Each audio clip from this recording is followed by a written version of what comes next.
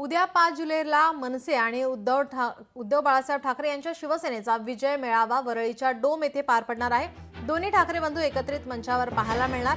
उद्याचा दिवस नेमका कसा असणार यावर बाळासाहेब ठाकरे यांच्या पक्षाचे आमदार महेश सावंत यांच्याशी बातचीत केली आमच्या प्रतिनिधी मीनाक्षी म्हात्रे यांनी।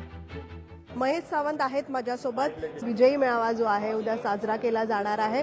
उद्याचा दिवस खऱ्या अर्थाने किती महत्त्वाचा आहे तुमच्यासाठी?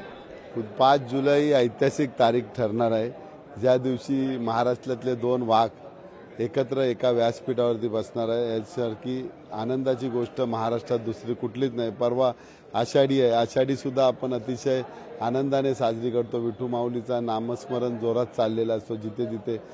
तो हे दोन्ही दिवस 5 आणि 6 जुलै अतिशय ऐतिहासिक दिवस होणार आहे। उद्या कुठलाच बॅनर दिसणार नाही तिथे किंवा झेंडा दिसणार नाही। मराठी माणसांसाठी एकत्र आलेले दोन वाघ आहेत आणि जे काही उद्याचा कुतूहल आम्हाला सुद्धा आहे की उद्धव साहेब आणि राजसाहेब काय संबोधित करणार आहे मराठी जनांना, त्यासाठी आम्ही सुद्धा उत्सुकता।